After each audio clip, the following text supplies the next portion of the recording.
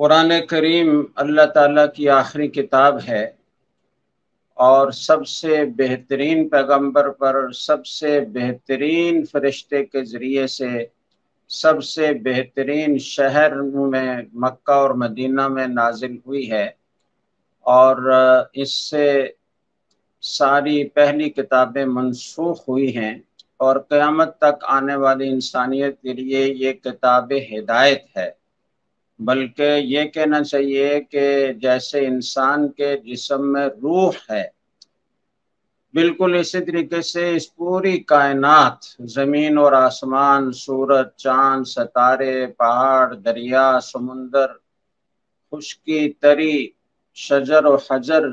سب چیزوں کی روح یہ قرآن کریم ہے۔ اس کے حدیث میں آتا ہے کہ جب قیامت قائم ہونے لگے گی تو سب سے پہلے کعبۃ اللہ کو اٹھا لیا جائے گا، اور ابھی لوگ اس صدمے سے نکلے نہیں ہوں گے اور پریشان ہوں گے کہ پھر وہ اپنے قرآن کریم کھول کر دیکھیں گے تو قرآن کریم کے نسخوں سے نقوش قرآن غائب ہوں گے، تو اس وقت پھر قیامت قائم ہو جائے گی۔ تو معلوم یہ ہوا کہ جب تک قرآن کریم دنیا میں موجود ہے تو یہ کائنات قائم ہے، یہ دنیا قائم ہے، اور جب یہ قرآن باقی نہیں رہے گا تو دنیا ختم کر دی جائے گی، قیامت برپا ہو جائے گی۔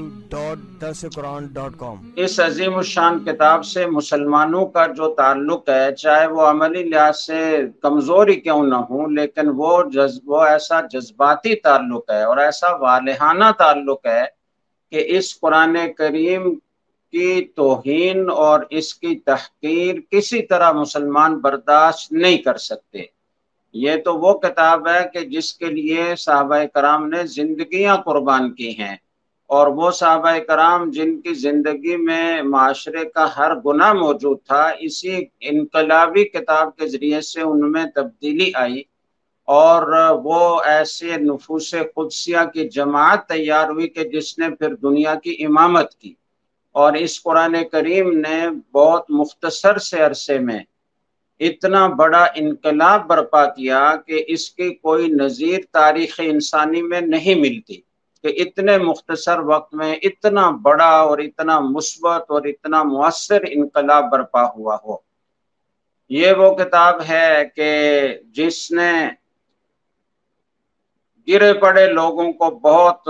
بلندیوں پر پہنچایا۔ رسول اکرم صلی اللہ علیہ وسلم نے فرمایا کہ بے شک اللہ تعالیٰ اس کتاب کے ذریعے سے بہت ساری اقوام کو اوپر لے جاتے ہیں، بلندیوں پر پہنچاتے ہیں، عروج عطا فرماتے ہیں، اور جو لوگ اس کو نہیں مانتے، اس کا انکار کرتے ہیں، اللہ تعالیٰ ان کو ذلیل اور رسوا کر دیتے ہیں۔